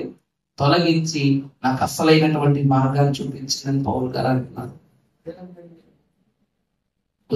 సినిమా వేయకూడదు బాగా, అది సంగతి. తర్వాత చదవమ్మా. మన ప్రభువైన యేసుక్రీస్తును గూర్చిన అతి శ్రేష్టమైన జ్ఞానం నిమిత్తమై సమస్తాలను నష్టముగా ఎదుర్కొంటున్నాను. దేవుని ప్రియమిత్రులా, దేవుడు ఎంత ప్రత్యక్షత గలవాడంటే దైవజనుడైనటువంటి మోషేను ధర్మశాస్త్రము బోధించటానికి మహాభక్తుడైన పౌలును కృపాశాస్త్రమును నెరవేర్చటానికి వాడుకున్నారు. 12 మంది అపోస్తలులు దేవుని దగ్గర ఉన్నారు కదండి. భక్తుడైన పేతురు గారు ఒక సంఘమే కట్టుకున్నారు, కానీ 3000 మందిని సంపాదించుకున్నారు. చాలా సంతోషం ఒక సంఘంలో. కానీ పౌలు తను వెళ్ళటానికంటే ముందు, ఈ రోజు దైవజనులైన అవదాసయ్య గారు చెప్పారు, మన మోషే సన్నిధిలో 40 రోజులు సినాయి పర్వతం మీద మోషే ఉన్నాడని చదువుకున్నాం. కానీ పౌలు ఎంతకాలం ఉన్నాడు తెలుసా అండి? పౌలు ఎంతకాలం ఉన్నాడు తెలుసా? 14 సంవత్సరాలు అరణ్యములో, ఆఫ్రికా ప్రాంతం అరణ్యములో 14 సంవత్సరాలు పరిశుద్ధాత్మ పోషణలో పెరిగాడట పౌలు గారు. ఏకాంత స్థలము కోరుమో దేవుని ప్రార్థింప, ఏకాంత స్థలము దేవుని ప్రియమిట్లారా. ప్రభువు వస్తడానికి ముందు పరిశుద్ధాత్మ ఆ స్థలానికి వెళ్ళిపోయేది. అలాగే పౌలు ఒక స్థలానికి వెళ్ళటానికంటే ముందు పరిశుద్ధాత్మ వెళ్ళిపోయి అక్కడ ఉండేదంట. మరి ఎంత పరిశుద్ధాత్మను వశీకరణ చేసుకున్నారు దైవజనులు. ఏమన్నారు? పరిశుద్ధాత్మ వశీకరణ కీర్తన, దైవాత్మాలను నా తనుగున. చదువుకున్నారు ఎప్పుడైనా పుస్తకం పైన పేరు చూసారా? పరిశుద్ధాత్మ వశీకరణ. వశీకరణ అంటే ఏంటో? హిప్నాసిస్ అంటే దాన్ని మన దృష్టిలో తీసేసుకోవటం. పరిశుద్ధాత్మనే వశీకరణ చేసేసాడట పౌలు. అంత 14 సంవత్సరాలు అంటే సామాన్య విషయం. యేసుక్రీస్తు ప్రభువు వారు 40 దినాలే కదా ఉపవాసం చేసింది, పరిశుద్ధాత్మ అనుభవాలు తీసుకుంది. మరి పౌలు గారు 14 సంవత్సరాలు అంటే ఎంత గొప్ప అనుభవం అండి. జీవితానికి సరిపడేంత అనుభవం సంపాదించి. బెన్యామీనులు సామాన్యులు కాదు. ఎంత సామాన్యులు కాదంటే మనము చూస్తే ద్వితీయోపదేశ కాండము, ద్వితీయోపదేశ కాండం కాదు, ఆది కాండం 49 అధ్యాయం, అక్కడ ఎందుకు ఉన్నాం 27. ఎర్రను తిని చాలండి దేవుని ప్రియపడి అతడు ఉదయమందు ఎర్రను తిని అస్తమయమున దోపుడు సొమ్మును. పౌలు భక్తుడు దోపిడీ వాడు. నీకు కష్టంగా ఉండొచ్చు ఈ మాట, కానీ ఏంటంటే దేవుని ఆత్మలను దోపిడీ చేసేసాడు. లోకానికి చిక్కకుండా పౌలు ఏం చేశాడు? పౌలు వెళ్ళకంటే సంవత్సరం ఎక్కడా లేడు. కొన్ని 10 నెలలో, 8 నెలలో, 6 నెలలో కూడా లేడు. అతను ఎక్కువ రోజులు ఉంది. ఎన్ని రోజులు తెలుసా? 3 నెలలు అంతే. 3 నెలలు కూడా 3 నెలలు అవుతాయి, 2 నెలలు చెప్పరా. అతను ఎక్కడికి వస్తున్నాడన్నా రాజులు భయపడిపోయేవారు, ప్రవక్తలు భయపడిపోయేవారు, ప్రధానులు భయపడిపోయేవారు, అధికారులు భయపడిపోయారు. ఎందుకంటే పౌలు కంటే ముందు పరిశుద్ధాత్మ వెళ్ళిపోయింది అక్కడికి. ఏ స్థలంలోనికి వెళ్ళినా అక్కడ ఒక జెండా పాకేస్తాడు, ఒక కుటుంబానికి ఆ సంఘ బాధ్యత ఇచ్చేస్తాడు, వెళ్ళిపోతాడు వెంటనే. దేవుడు పరిశుద్ధాత్మను అందుకోవడము లోకానికి ఎంత కష్టమో పౌరులు అందుకోవడం కూడా అంతే కష్టం. 1 కాదు 2 కాదు, కొన్ని 100 సంఘాలని భూమంతా కట్టేశాడు పౌలు గారు. భూమంతా పర్యటన చేసిన ఏకైక పరిశుద్ధుడు గనుడు అపోస్తలుడైన పౌలు బెన్యామీని పుత్రుడు. అందుకే ప్రభు అంటున్నారు, బెన్యామీనీలు నాకు ప్రియులు అంటున్నారు. ఎందుకంటే కృపాశాస్త్రము నెరవేర్చారు కనుక. దోపుడు సొమ్మనగానే ఈ రోజు అండి, నేను ఒక రాజ్యం మీద యుద్ధం చేస్తాను, గెలవగానే అక్కడి నుంచి తెచ్చుకునే వస్తువులు నా జై ఉంటది. అక్కడి నుంచి తెచ్చుకునే వస్తువులు ఏముంటది? ఇది నాది, నేను గెలిచింది అని అంటామా? కానీ లోకం దృష్టిలో దోపుడు సొమ్మే. కానీ మనం దాన్ని ఏం చేసాం? గెలిచి తెచ్చుకున్నాం. భక్తులైనటువంటి పౌలు గారు ఏమంటారు? నా మట్టుకైతే బ్రతుకుట క్రీస్తే చావైనా. అతనికి క్రీస్తు కొరకు బ్రతకటము లేక క్రీస్తు కొరకు చావటం, ఈ రెండే అతనికి చేయాలి. లోకం కోసం అయితే 2 నేను చెయ్యును అంటున్నాడు. అందుకు గాని ఈ మరణము ఈ జీవము నాకు దొరికే లోపు నేనేం చేయాలి? ఎంతో మంది ఆత్మలను లోకము నుండి నన్ను దోపిడీ చేసేయాలి. కొల్ల సొమ్ము అంటాం. ఫిలిప్పీ పత్రికలో ఒక అద్భుతమైన మాట ఉంటది. భక్తులైనటువంటి పౌలు గారు ఏమంటారు తెలుసా? బెన్యామీను గురించి ఏమంటారు తెలుసా? కొల్ల సొమ్మును తీసుకుని వచ్చి దేవుని సన్నిధిలో ఉంచి దీనిని ఆధారము చేసుకునే కదా మేము పరలోకం రావాలి అని మాట వాడతారు అక్కడ. కారణం ఏమిటో తెలుసా అండి? కారణం ఏమిటో తెలుసా? ఈ రోజు మనం చేతులారా కానికిచ్చి దీవెన పొందుకుంటాం. కానీ వీరు ఆత్మలను ఏం చేస్తున్నారు? కొల్లగొట్టి ఆత్మ సంపాదన తీసుకొచ్చి దేవుని సన్నిధిలో వచ్చి దీని ద్వారా పరలోకంలో కిరీటాన్ని సంపాదించుకుంటున్నారు. ఆశ్చర్యమా కాదా? ఈ రోజు సంఘాల పరిస్థితి ఎట్లా ఉంటుందంటే, ఆ బోధకుడు బాగా చెప్పాడంటే ఆ దగ్గరికి కా, ఈ బోధకుడు బాగా చెప్తే వీళ్ళ దగ్గరికి కా, ఆయన చెయ్యకి అద్భుతాలు జరుగుతున్నాయి ఆయన దగ్గరికి కా, ఈయన కాలెట్టితే అద్భుతాలు జరుగుతున్నాయంటే ఈయన దగ్గర కా. ఎందుకు పెట్టించుకుని ఒకటో రకం పెట్టించుకుని చితక బాధేసాం అనుకోండి, ఆయింట్మెంట్లు రాసుకోకుండా పన్ను ట్యాంకులో నిలబెట్టి కొట్టేస్తే దాని ద్వారా దిగులు వస్తుంటే ఆ పని చేస్తాం. రేపటి రోజు పరిస్థితులు ఎలా అయిపోతాయి, సాకులు ఎలా మార్చేస్తాం తెలుసా? నా చేతిలో చచ్చిపోతే నీకు పరలోకం వచ్చేది అంటాడు. ఏం చేస్తాం? కత్తి ఎందుకు నువ్వు చెప్తాను అంటావా? మరి పరిస్థితులు ఎలా ఉన్నాయి? దేవుని ప్రియపెట్టారా అంటే అట్టి పరిస్థితిలోనికి మానవులు లోకము వచ్చేసింది కాబట్టి పాపం ఏమైపోతుందట? పరిశుద్ధత ఏమైపోతున్నా కొల్లగొట్టే పరిస్థితి వచ్చేస్తుంది. ప్రతి ఒక్కరు ఏం చేస్తున్నారు? బంధాలు వేసేసి సంఘాలకు, పరిస్థితులకు, విశ్వాసానికి బంధం వేసేసి దాసేసుకుంటున్నారు. మరి మనం ఏం చేయాలి? ప్రభు అయిన యేసుక్రీస్తు ప్రభువుడు ఏమంటున్నారు? ఇదిగో నేను దొంగ వలె వస్తానంటున్నారు. దేనికి? అంతటి ప్రభువే, అంత రక్షణ కలిగిన ప్రభువే ప్రకటన గ్రంథంలో ఆయన రహస్య రాకడను ఎందుకు ఎంచుకున్నారు? ప్రారంభంలో అర్థమవుతుందా నేను చెప్తుంది?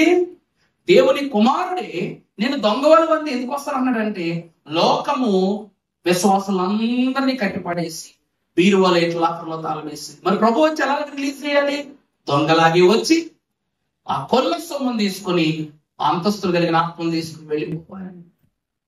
ఆ దొంగ సొమ్ము దొర సొమ్ము అవ్వాలంటే ప్రభు దొంగగా మారాల్సి వస్తుంది.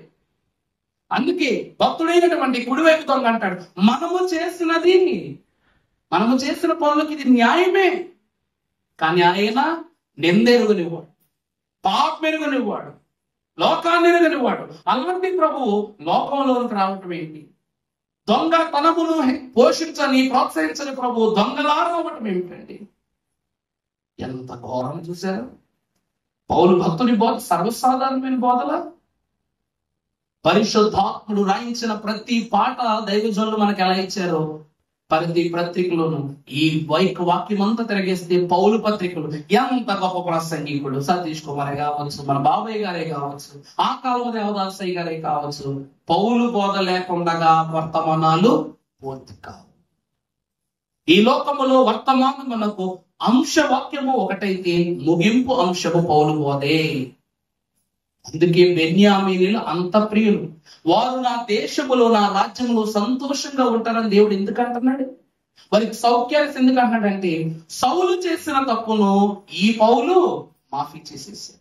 సౌలు చేసిన దోషాలను ఈ పౌలు మాఫీ చేసేసాడు. ఆ సౌలు ద్వారా గోత్రానికి కలిగినటువంటి పాపమే ఈ పౌలు ద్వారా ఈ లోకానికి రక్షణగా మారిపోయింది. అందుకే ఎంత ప్రేమ, ఎంత ప్రేమ, ఎంత ప్రేమయ్య, దేవుడు ఎంత గొప్ప ప్రేమయ్యాయి విలువచుండేనే అన్నాం. ఆఖరికి వచ్చిన ముగించేస్తా. 1 కొరింథీయులకు రాసిన పత్రిక 11వ అధ్యాయము 23వ వచనము.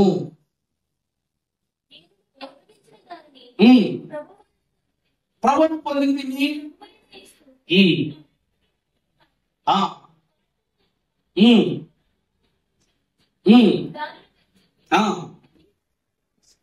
చాలండి. అక్కడ యేసుక్రీస్తు ప్రభువు ఏమంటున్నారు? నేను మీకు ఏం చేస్తున్నారండి? చెప్పుచున్న విషయాలు, అప్పగిస్తున్న విషయాలు ఎవరి ద్వారా పొందితిని? అలాగే పౌలు గారు కూడా ప్రభువు దగ్గర పొందుకున్నవే కదా ఇవన్నీ. నా సొంత మాటలు నేను చెప్పటం లేదు. ఈ రోజు నేను చెప్పే బాధ నేను సొంతంగా నిర్ణయించుకుని నా అంతట నేను జ్ఞానంతో 4 పేజీలు తిరగేసావు, పేజీలు రాసుకున్నావు, ఇది కాదమ్మా. ఇక్కడ నిలబడ్డ తర్వాత ఎంతనోడైనా సరే వెనకాలైన కంట్రోల్లోకి వెళ్ళిపోవాల్సిందే. ఈరోజు చేపను పట్టుకోవడానికి గేలం వేస్తాం. గేలాన్ని చూస్తే చేప వస్తుందా? రాదు. ఎర్రను చూసి మాత్రమే. వాక్యము ఈ లోకమునకు ఎర్రై ఉన్నది. గేలము ఎవరు అనగా ప్రభువు. ఆ గేలము యొక్క చిక్కు ఒకసారి విశ్వాసికి పడిందంటే తప్పించుకోగలమా? పెంచుకోలేదు. అలాగే లోకం కూడా నీ మీద వలేసి కూర్చుంది. ఈ గేలము శ్రమ పెడుతుంది, బాధ పెడుతుంది, కష్టపెడుతుంది, ఇబ్బంది పెడుతుంది. కానీ పరలోక రాజ్యంలో నీకు ఏమిస్తూ ఉంది? సౌఖ్యాన్ని ఇస్తుంది. అరే భలే పడ్డామరా వలలో తెప్పుండదు. వల దాటి జాలరి చేతికి చిక్కాక ఏముంటది? అసలైన నొప్పి. దేవుడు ఒక్కొక్కరిని పట్టుకుంటున్నాడు. ఈ వల వేసేవాడికి ఎరక్కర్లేదు, చేపే ఎర. కానీ వాక్యమని ఎర వేసి చేపకొక ఎరలాగా విశ్వాసికో వర్తమానం, విశ్వాసికో ప్రార్థన, విశ్వాసికి వస్తుంది, విశ్వాసి కష్టానికి ఒక కన్నీరు. మరి ఎంత కష్టపడుతున్న గేలంతో పట్టడం కష్టమా? వలతో పట్టడం కష్టమా? మీరే ఆలోచించి చెప్పండి. ప్రభు అంటున్నాడు, దేవుడు నిన్ను కొల్లగొడుతున్నా, నీలో ఉన్న పాపాన్ని కొల్లగొడుతున్నా, నీలో ఉన్న దోషాన్ని కొల్లగొడుతున్నా. అందుకే పౌలు భక్తులు ఏర్పాటు చేసుకున్నారు. బెన్యామీనులు అందుకే గొప్పవాళ్ళు. ధర్మశాస్త్రాన్ని ఆ రోజున నేను తప్పిపోయాను. దేవుని పిలుపు అందుకున్న తర్వాత మళ్ళా చేర్చబడ్డాను. చేర్చబడిన వాడు ఊరికినే ఉన్నాడా? ఎన్ని అద్భుతాలు చూపించాడండి, ఎన్ని అద్భుతాలు. ఐతుకు అనే యవనస్తుడు పౌలు ఒక అద్భుతమైన దేవుని వాక్యం అనే గేలం వేస్తున్నాడు, ఎరనేస్తూ ఉన్నాడు. అందరూ వింటున్నారు. వీడేం చేస్తున్నాడు? చెవుతో ఏంటన్నాడు, కళ్ళతో నిద్రవుతున్నాడు. అర్థమవుతుందండి? చెవులు ఆలకిస్తున్నాయి, కళ్ళు ఏం చేస్తున్నాయి? విశ్రమిస్తున్నాయి. అందుకు లోకం ఏం చేసింది? ఒక్కలాగు లాగింది, కింద పడిపోయి చచ్చిపోయాడు. ఎందుకంటే ప్రియులారా, ఆ ఎరను తప్పిస్తే చేపలు ఊరికే ఉంటాయా? ఒరే అక్కడికి గేలం ఉందరా, జాగ్రత్త అంటదా లేదా? ఒక చేప తప్పించుకుందంటే గేలము నుండి వెనువెంటనే మిగిలిన చేపకి ఏమని చెప్పుద్ది? ఒరే అది ఎర్ర కాదు గేలము అని చెప్పుద్ది. మనకైనా కమ్యూనికేషన్ వాళ్ళకు ఉండవా? అట్లా ఉండబెట్టండి. అలాగనండి ఈ ఐతుకనే యవనస్తుడు వాక్యమో పక్క వింటూ నిద్ర పక్క చేస్తూ ఉంటే అపవాది లాగేస్తాడు. కింద పడిపోగానే ఒక్క దెబ్బకి వర్తమానం అయిపోయింది, సంఘమంతా చెలజెదిరైపోయింది. అయిపోయి ఏమైపోయింది? అయిపోయి అప్పటి వరకు విన్న వాక్యం అంతా వృధైపోయింది. అతన్ని బ్రతికించి మరలా తీసుకుని వెళ్ళి కూర్చోబెట్టి మరలా వర్తమానం మొదటి చెప్పుకొచ్చారు. ఎంత చూసారా దేవుడి కార్యాలు ఎలా ఉంటాయి. ఈరోజు వాక్యం ఏంటో మన ఒకరు మన దగ్గర పెన్షన్ ఇచ్చారు, గుర్తుందా లేదో? నాకు ఎప్పటికి గుర్తవుతుంటది వాక్యం బాగా చెప్పేటప్పుడు. ఎవడొస్తాడో పెన్షన్ టాపిక్ కట్టుకునేది. ఒకడు పెన్షన్ అంటాడు, ఒకడు కరెంట్ బిల్ అంటాడు, ఇంకో నీ కోసం చుట్టకొచ్చాడంటారు, ఇంకొకరేమో నీ కొడుకు వచ్చాడు దుబాయ్ నుంచి వచ్చాడు అంటాడు. దుబాయ్ నుంచే కదా వచ్చింది, పాకిస్తాన్ నుంచి కాదు కదా. మిలిటరీలో వచ్చే పిల్లలను చూసుకోవడం ఎంత ఆనందపడరు. దుబాయ్ నుంచి అమెరికా నుంచి వస్తే చాలు. మీ పిల్లలు ఇక్కడ లేనంత కాలం మీరు ఎంత ఆనందంగా ఉన్నారు? ఎందుకంటే నా దేవుడు నా బిడ్డను అక్కడ చూసుకుంటున్నాడు కాబట్టే కదా. నాయన ఎంతకాలం నా బిడ్డను క్షేమంగా తీర్చారు. ప్రార్థన అంతా పూర్తయ్యాక ఇంటికి వెళ్ళి ఒక సిలువ గుర్తేసి అప్పుడు కౌగులించిన నీ ప్రేమ చూపిస్తే ఎంత అందంగా ఉంటది. దేవుడు చెప్తుంది అదే. మా పెక్కువ నాన్నమ్మగారు, అమ్మగారి పేరు కూడా నాకు తెలియదు నిజంగా, అప్పు మార్తం గారా, మార్తం గారు. అందరూ మార్తంలే మా ఇంట్లో. వారందరికంటే పెద్దవారు, కానీ వారు ఒక్కరే నిలబడి ఉన్నారు. వారు ముగ్గురు అక్క చెల్లెంలో ఒకరేమో పొడగట్ల పెళ్లి వస్తు వీళ్ళు, మరొకరేమో మా నాన్నమ్మ గారు, మరియమ్మ గారు, మా అత్తమ్మ గారు. ఇప్పుడు ఆవిడేమో పెద్ద ఆవిడ. మా నాన్నమ్మే ఆఖరి బిడ్డ.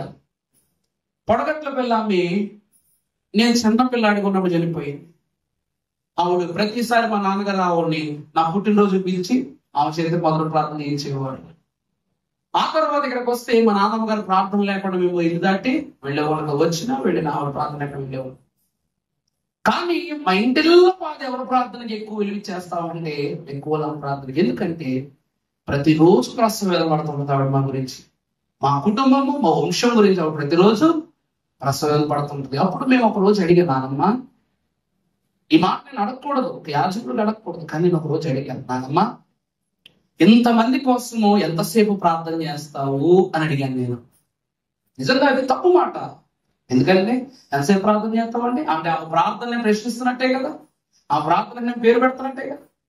నానమ్మ ఇంత అందరి కోసం ప్రార్థన చేస్తున్నాను నానంటే ఎంతసేపు చేస్తావు నానమ్మ అందరి కోసం, ఒక్కొక్కరి కోసం ఎంతసేపు ప్రార్థన చేస్తావంటే అప్పుడు ఆమె ఇచ్చిన సమాధానం ఈ రోజు వరకు నేను వారిని ప్రశ్నించడం అనేటువంటి చెడు తలపు నా పొరలో రాలా. దేవుడు వినేంత వరకు అంది. ఏముందండి? దేవుడు వినేంత వరకు, మీ గురించి మరో వినేంత వరకు నేను ఏం చేస్తున్నా? ప్రార్థన చేస్తూనే ఉన్నాను. మరి అంతటి గొప్ప మాట వారి నోట నుండి రాగానే అప్పటి నుండి నేను కూడా మీ కొరకు దేవుడు వినేంత వరకునే ప్రార్థన చేస్తాను. ప్రభు అయిన దేవదేవుడు ఎంత ప్రత్యేకమండి. ఈ రోజు కష్టం, రేపు కష్టం, ఎల్లుండ కష్టం, నెల కష్టం, సంవత్సరం కష్టం, నువ్వు మరణించేంత వరకు కష్టం. ఇంకా అయిపోయింది ఏముంది అని అనుకుంటారు. మరణం తర్వాత ఇంకో జీవితం ఉంది నీకు. There is a great reborn after your death. ఏమిటండి? నీకు ఒక నూతన జన్మ నీ మరణం తర్వాత ఉంది. టు రిజాయిస్ ఇట్ అన్నారంటే దానిని ఆనందంగా స్వీకరించాలన్నారు. పౌలు మహాభక్తుడు శ్రమతో పుట్టాడు, శ్రమలో బ్రతికాడు, శ్రమించాడు, శ్రమతోనే చచ్చిపోయాడు. శ్రమ తర్వాత ఏమన్నాడు? బతుకుట క్రీస్తే చావైనా క్రీస్తు రూపం ఏర్పడే వరకు నాకు ప్రసవ వేదన అన్నాడు. అటువంటి వ్యాధులతో చచ్చిపోయాడు. చివరికి పౌలు గారు ఎక్కడున్నారు? ప్రభువు స్థానంలో. ఇతడు నా ప్రియ కుమారుడు. సరిపోయిందా? ద్వితీయోపదేశకాండం 33 అధ్యాయం 12 ఏమనుంది? బెన్యామీను యెహోవాకు ప్రియుడు. ఎంత అద్భుతం! మరి ఇంతకంటే గొప్ప ఆస్తుందా ఈ భూమి మీద మనం సంపాదించుకోవడానికి? ఈ ప్రపంచంలో ఇంతకంటే గొప్ప విలువ ఉందా? మరి అలాంటి విలువ ఏదైనా ఉంటే నాకు చెప్పండి, నేను అనుసరిస్తాను. దేవుని వాక్యమే మిఠాయి అన్నారు దైవజనులు. అది కడుపు నింపును, తీపినిచ్చును, ఆనందమునిచ్చును, ఆరోగ్యమునిచ్చును అన్నారు. మరి ఎంతటి శ్రేష్టమైన వాక్యమును దేవుని యొద్ద నుండి తెలుసుకుని దేవుని స్వాస్థ్యాన్ని కలిగి పరలోకపు సంఖ్యలోనికి, నేనేమని చెప్పా? బెన్యామీన్లు క్రొద్దివారు, వారికి దేవుడు వృద్ధిని చేశాడు. 12,000 మందిని పరలోకపు దేవునికి తీసుకుని వెళ్ళాడు. అట్టి ధన్యత దేవదేవుడు మనకు దయచేయను కాక. ఆమేన్. దేవా తండ్రి పరిశుద్ధుడా, నీకు స్తోత్రములయ్యా. వేదనతో ప్రతి తల్లి పిల్లలు కంటుంది, కానీ బాప్తిస్మము తర్వాత తన నూతన జన్మలో విశ్వాసపడే వేదనే తండ్రి ఈ లోకములో కలుగుతున్న శోధనలకు, శ్రమలకు, బాధలకు ఒక నూతన పరిష్కారం. ప్రమాదాలు జరుగుతాయి, ప్రమేయాలు కలుగుతాయి, పాపాలు పెరుగుతాయి, కానీ నా క్రీస్తు యందు నేను స్థిరుడనై యుందును అనేటువంటి విశ్వాసం ఎంతమందికి ఉంటుంది నాయన? తండ్రి, మా దైవజనుడు తల్లిదండ్రులు లేని జీవితాన్ని చూశాడు, బంధుమిత్రులు లేని జీవితాన్ని చూశారు, ఆకలి దప్పికలను చూశారు. ప్రభువా, అన్ని జీవితములు వారు అనుభవించిన నీవు లేని దినము ఒక్కరోజు కూడా వారు గడపలేదు తండ్రి. ప్రభువా, పౌలు గారి జీవితం ఎంత ప్రత్యేకం. ఆఖరి దారిగా పుట్టారు, ఆఖరి వారిగా జీవించారు. ఈ సువార్త యాత్రలో 66 పుస్తకాలలో కూడా ఆఖరి వరుసలోనే ఉన్నాడు తండ్రి. గోత్రము గొప్ప కాదు నాయనా, స్తోత్రము గొప్ప. గోత్రము మిన్న కాదు నాయనా, నీ పట్ల కలిగినటువంటి తాపత్రయము గొప్ప. ఈరోజు మేము వారిని, వీరిమి, వీరిమి, వారిమి అని చాడీలు చెప్పుకుని వారిగా మేము ఉండటానికి సిద్ధముగా లేవు తండ్రి.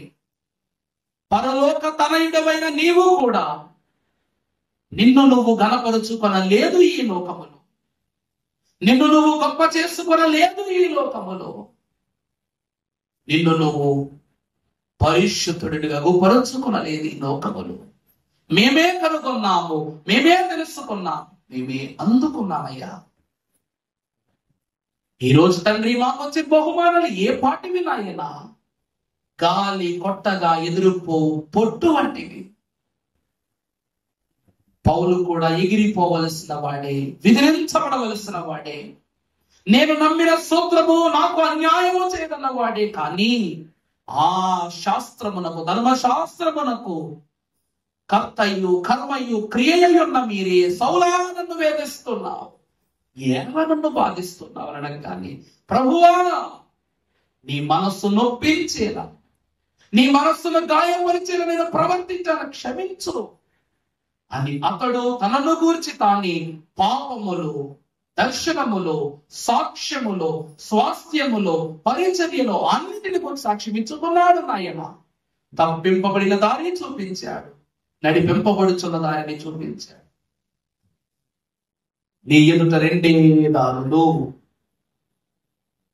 నరకమునకు పోవు దారి, మోక్షమునకు పోవు దారి.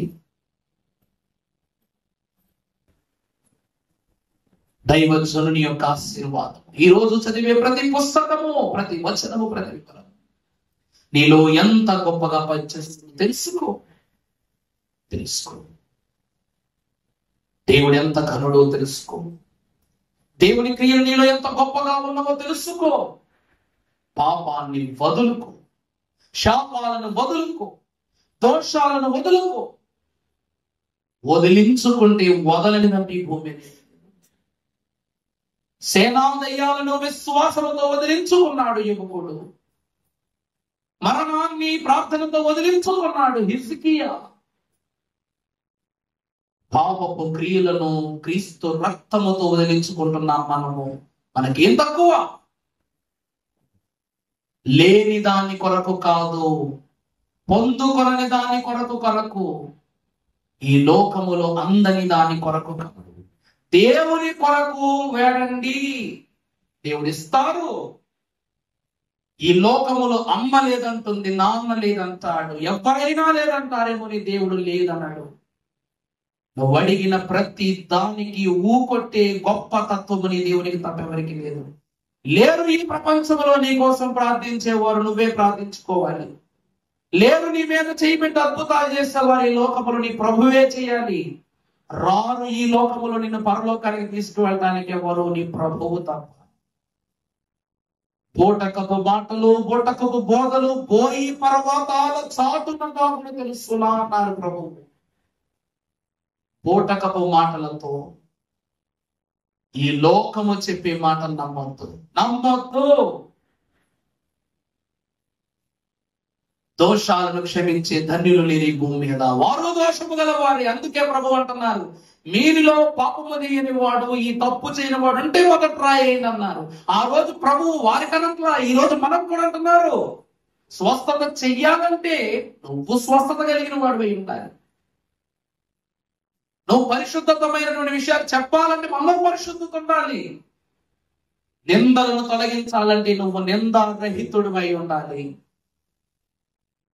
మనుషులను పాపులను చేసేస్తుంది లోకం, మనుషులను అపహాస్యం చేసేస్తుంది లోకం. ఆ మాటలు వినేసి అమ్మో నేను తప్పు చేశా, అమ్మో నేను పాపం చేశా. పాపము చేశావు అంటుంటే వాడు పాపం చేయకుండా పరిశుద్ధమైన పని ఇప్పుడు చేస్తాడు. ప్రభు పేతురులో ఉన్న సాతాను బయటకు పొమ్మన్నారు. పేతురు నా వెనుకకు పో అనలేదు.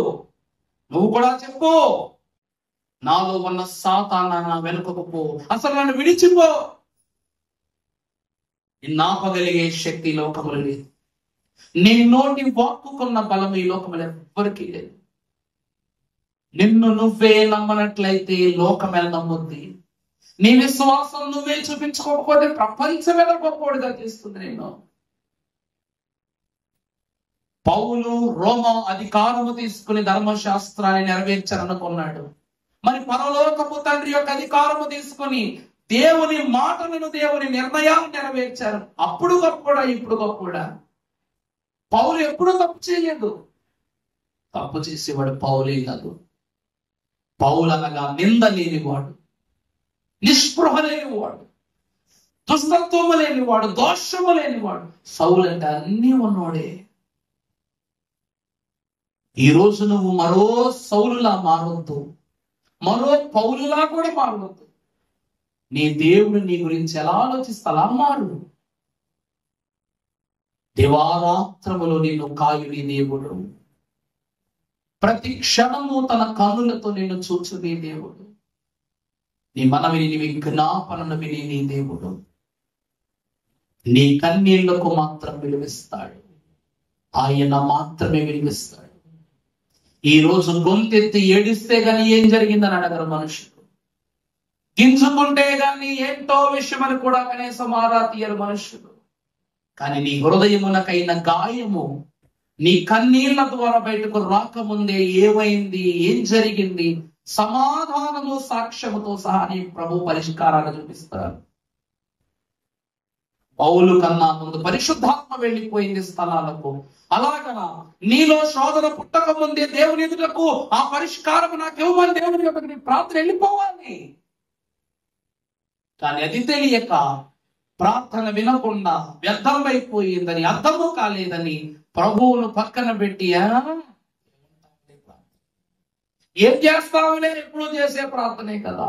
ప్రియులారా, తప్పు, చాలా తప్పు, చాలా చాలా వద్దు. ఈ కపటోపాయ లోక మోసపు క్రియలకు మనము తలవద్దు.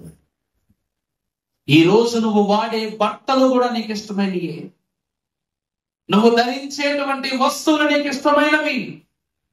ఇష్టము లేని వస్తువులు నీ ఒంటి మీదకు రాని నువ్వు లోకమనే చెయ్యి నీ మీద పడనిస్తే నీకెందుకు ఇష్టమవుతుంది? పౌలు లోకము చేయి పడనివ్వలేదు, పాపము చేయి పడనివ్వలేదు. ప్రభువు లోకము చేయి పడనివ్వలేదు, పాపము చేయి. ఏ రోజైనా నీ చెయ్యి పై చెయ్యి దేవుని చెయ్యే నీ చెయ్యి. సృష్టికి అద్భుతాలు చూపించిన దేవుడు ఈ రోజు నీ చేత కూడా అద్భుతాలు చేయిస్తారని విశ్వసిస్తూ నీ మనస్సులో నీ దేవుని నిర్మించుకొని, నాయనా మాకు అద్భుతాలు చూడడం వద్దు ప్రభువా, నా జీవితంలో అద్భుతాలు చేసుకోవడం నేర్పించు. ఈ లోకములో తండ్రి వారికి అది జరిగింది వీరికి అది జరిగింది కాదు నాయన, ముందు నా ఇంటిని నేను అద్భుతంగా మార్చడానికి నాకు సమయం ఇవ్వు. అయ్యో ఎంత కష్టం వచ్చి పడిందని బాధపడటానికి ముందు ఆ కష్టాన్ని తొలగించడానికి గల పరిష్కారం నా తెలివికి ఇవ్వు ప్రభువా. ఈ లోకములో దేవుని మాటలు చెప్పే వాళ్ళందరూ ఆకాశాన్ని చూడిపడ్డోళ్ళు కాదు, మట్టిలోంచి పుట్టిన వాళ్ళే, మట్టిలోకి పోవాల్సిన వాళ్ళే. ఇన్ని తెలిసిన వాళ్ళు వాళ్ళ మరణం వాళ్ళకి తెలియదా? ఓ పిచ్చోడు తన మరణ దినాన్ని ప్రకటించుకున్నాడంట. ఆ రోజు విషం గాని తాగుతాడేమో. సౌలు చేసిన దుర్మార్గపు పని తన కత్తితో తను పొడుచుకొని చావటమే సెల్ఫ్ మేడెడ్ సూసైడ్. అలాంటి పనులు చేసి లోకములో అయ్యో అన్నమాట ప్రకారం వెళ్ళిపోయారని లోకములో ఉన్న వారి మాటలకు గొప్ప చేసుకోవడం కన్నా దేవుడు చేతు అంటాడు. ఎందుకు? అతని బ్రతుకు ఎందుకు బ్రతికి అట్టి అభిషేకాలు మనకొద్దు, అట్టి మాటలు మనకొద్దు, ఆ పూటకపు కథలు మనకొద్దు. నువ్వు చూసే వాక్యము, నువ్వు నడిచే వాక్యము, నిన్ను నడిపించే వాక్యము నీకేం చెప్తుందో నువ్వే మడగల దేవుని వాక్యాన్ని అడుగు. అడిగేవాడు అంతస్తు లేనివాడు, అడిగేవాడు గొప్పవాడు కావక్కర్లా, ఆశ కలిగిన వాడే చాలు. ఇందాక చదివినట్టు ఆశ ప్రకారము నేను ధర్మశాస్త్రాన్ని నమ్మానన్నాడు. ఈ రోజు ఆశ ప్రకారము నువ్వు దేవుని మాట నమ్ము. దైవజనులు అన్నారు, యేసు మాటలో నా ఎంతో బలమున్నది, స్వామి మాటలో నా చాలా శక్తి ఉన్నది, యేసు మాటలో నా ఎంతో బలమున్నది, స్వామి మాటలో నా చాలా శక్తి ఉన్నది, యేసు మాట కోటి రూపాయల మూట, యేసు మాట కోటి రూపాయల మూట, యేసు మాటలోన ఎంతో బలమున్నది, స్వామి మాటలోన చాలా శక్తి ఉన్నది. ఆ యేసు మాటలోని ఎంతో బలం ఉన్నదని నమ్మండి. ఈ ప్రపంచములో కాలుచున్న కన్నీళ్లకు వెనక నుండి నీరు పోయి వారెవరు? నీ హృదయం అనే నీరు నీ కళ్ళలో నుండి ధారగా ప్రవహించింది. ఆ ధారను పిడిచే చేతులు నీ దేవుని వేయి ఉండాలని వేడుకుంటూ, ప్రభువా ఈ దినము ఈ రోజు వరకు ఎన్నో మాటలు చెప్పాను, ఎన్నో మాటలు విన్నాను. ఈ రోజు నీ మాట వినాలి, ఆ మాట నాకు దయచేయమని దేవుని వైపు చూస్తూ